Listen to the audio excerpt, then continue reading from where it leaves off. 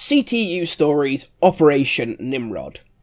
Today guys, I wanted to do something a little different and talk to you about one of the real-life operations that was carried out by one of the CTUs in Rainbow Six Siege. So, for those of you that maybe aren't aware, Operation Nimrod is probably one of, if not the most famous operation ever carried out by the SAS, and is potentially better known by some of you as the Iranian Embassy siege. So I thought today what I would do is talk to you guys about this real life siege with some footage of Rainbow Six Siege in the background, obviously with me playing as the SAS operators. So without any further ado, let's get into the events of the siege and what happened. So on April 30th, 1980, 6 Iranian gunmen forced their way into the Iranian Embassy in the heart of London at 11:30 AM on a Wednesday morning. They immediately overpowered PC Trevor Locke of the Diplomatic Protection Squad and took a further 25 people hostage, amongst whom were diplomatic staff, visitors, and a group of men from the BBC arranging visas. Shortly after the initial siege, police cordoned off the area and police snipers took up positions overlooking the building and its exits. Meanwhile, the government set up the Emergency Committee Cobra, which monitored and managed the crisis from an external off-site location. On May 1st, around 3:30 AM, from their base in Hereford, the SAS counter-terrorism team B Squadron were dispatched to London, equipped with CS gas, stun grenades, explosives, Browning high-powered pistols, and Heckler & Koch MP5 submachine guns to deal with the situation. Upon their arrival, they moved into a building next to the embassy, which was the Ethiopian Embassy, where they formed an immediate action plan on the chance the situation might deteriorate. For example, the terrorists started shooting hostages or firing weapons. They then proceeded to formulate a more detailed plan based on information and intel they gathered from there on, much like in the prep phase of Rainbow Six Siege. Later on that morning of May 1st, the gunmen ordered a hostage to phone the BBC, during which phone call the terrorists identified themselves as the Democratic Revolutionary Front for Arabistan and that they were protesting against the oppression of Kurdistan by the leader of Iran, Ayatollah Khomeini. They demanded the release of 91 political prisoners in Iran and further demanded safe passage to a plane to fly themselves and their hostages out of the UK, with the promise that upon landing in their country, they would release the hostages to their safety. Now, during this time, the Cobra Committee contacted Iran to try and discover whether or not they would release any of the 91 prisoners who were requested to be released. However, Iran responded with saying they would not release any of these prisoners, so Britain decided that because of this response, they would not uphold the Vienna Accord, which stated that embassies are classed as home soil of the country they represent, and they would treat the building as any other when it came to potentially raiding it and saving the hostages. As police initiated their negotiations, MI5 specialists lowered microphones down chimneys and began drilling holes into the walls to place eavesdropping devices. However, the head terrorist, who identified himself as Salim, became increasingly agitated as he claimed he could hear the drilling coming from the Ethiopian consulate next door, and that began to scare him. However, the head negotiator managed to convince him that it was simply mice in the walls and they were conducting no action against them or to try and release the hostages. Because of this, negotiations proceeded, and after the scare, it was decided that any further drilling would be masked by the sound of road drills outside on an adjacent street. During this time, the SAS then began to study blueprints and build a mental picture as well as a physical picture of the building's interior layout and where the hostages might potentially be being held. On May 2nd, as negotiations continued, an embassy janitor was brought in to consult with the SAS. He informed them that the front door was reinforced by a steel security door, and all of the ground floor and first floor windows were fitted with armoured glass. Now, ironically, these security measures were results of a recommendation made by the SAS to improve security of the embassy several years prior, which meant plans for entering the embassy by battering the front door and ground floor windows were quickly scrapped and work began on other ideas. On the following day, the head terrorist Salim became angered by the BBC incorrectly reporting the demands that he had made the previous day, and shortly after 6 a.m. he accused the authorities of deceiving him and wasting time. The police guaranteed that the statement that he had made would be broadcast on the BBC's next news bulletin, and it would be fully correct, in exchange for release of 2 hostages. These demands were met, and 2 of the hostages were released based on the hostages' own decision as to who would leave, these 2 being a heavily pregnant woman and a hostage who apparently was irritating the terrorists with his loud snoring at night, which also prevented other hostages from being able to sleep. At approximately 11 p.m. that evening, an SAS team reconned the roof of the embassy, where they discovered a skylight which they succeeded in unlocking to use for potential access points should they later be required to storm the building. They also, during this time, attached ropes to chimneys to allow soldiers to abseil down the building and gain access through the windows of the embassy if necessary. On day 5 of the siege, the UK government decided they were adamant that safe passage would not be given to the terrorists, despite diplomats suggesting that this would be the only peaceful resolution to the hostage situation. This was decided by the UK, as it would make them appear weak or an easy target for future terrorist acts if they allowed the terrorist hostage takers to have safe passage out of the country. It was therefore decided, without telling the terrorists, that despite whatever happened, they would be persecuted to the full extent of the law and they would not be allowed to leave the country. On the preceding day, which was the 6th day of the siege, May 5th, tensions began to rise and the hostage takers claimed the police were up to something and they felt heavily concerned that something was about to happen. Because of this, they moved the male hostages from the room they had spent the last 4 days in to another down the hall. The head terrorist Salim then also threatened to shoot a hostage should their demands not appear to be starting to be met, or anything else.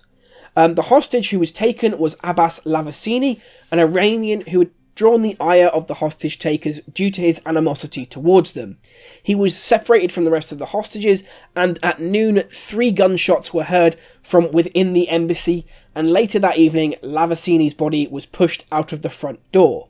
Now there is lots of suggestion that the hostage was killed simply by accident or by a rash decision. However, this action caused operational control being handed from the Met to the MOD, which is the Ministry of Defence, and the SAS were ordered to breach the embassy. On the evening of the 6th day of the siege, the SAS informed police to keep the terrorist leader busy on the phone with negotiations, while assault teams moved to their start positions. Operation Nimrod was confirmed a go, and this called for the embassy to be stormed from all sides, with multiple assault teams simultaneously entering on all floors. One team would enter down a stairway from the roof, lowering a large explosive device down through the skylight they had previously unlocked to cover their entry and cause maximum confusion.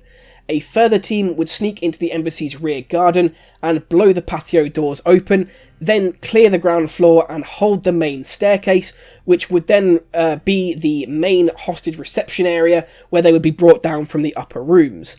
A team was also stationed on the roof to abseil down to the 2nd and 1st floor rear balconies and smash their way in, with another team entering the ground floor via the rear doors and clearing the basement. The final team would be one that would blow through the 1st floor windows at the front of the embassy via the balcony. Now this team would be in full view of journalists and cameras, and this was decided to not be covered up by smoke grenades or anything like that, because the UK government wanted people of the world to see what the SAS were capable of and how they dealt with terrorist threats.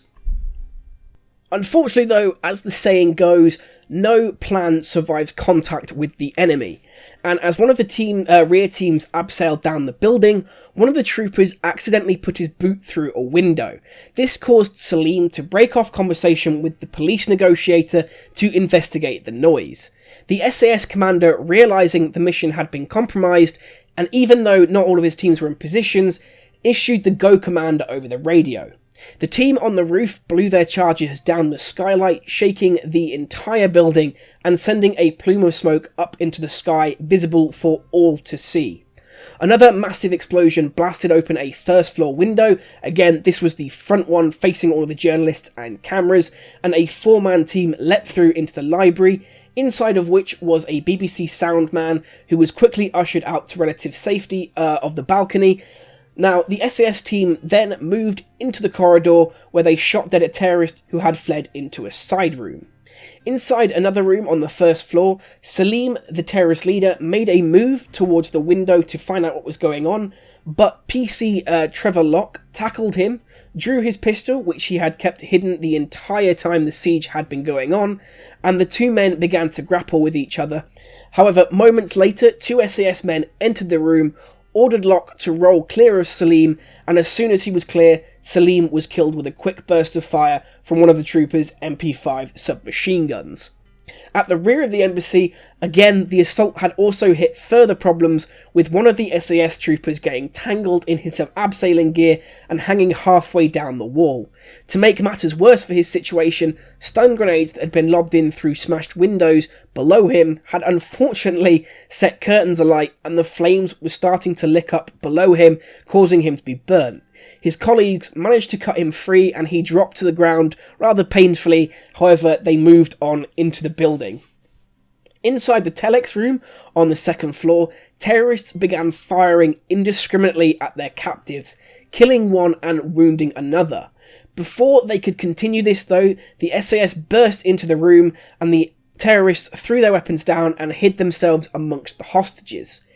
In this moment, though, the SAS managed to discover which were the two hostages, and in a controversial incident during the siege, the SAS put the two terrorists against the wall and shot them. With all of the hostages secured, though, the reserves teams were brought in to assist in bringing them out. Troopers lined the central staircase as each hostage was roughly bundled down the stairs and out of the rear doors to the back garden. Halfway down the stairs, though, a terrorist was spotted amongst the hostages leaving the building, and he had a Russian assault grenade gripped tightly in his hand. Unable to open fire on the stairs, obviously with risking hitting one of the civilians, one of the SAS men clouted the terrorist with the MP5 stock in the back of his head, and as soon as the man hit the floor at the base of the stairs, several SAS troopers opened fire on him, killing him instantly, not allowing him to let off this Russian grenade. Once outside in the back garden, hostages were handcuffed and made to lie face down on the grass.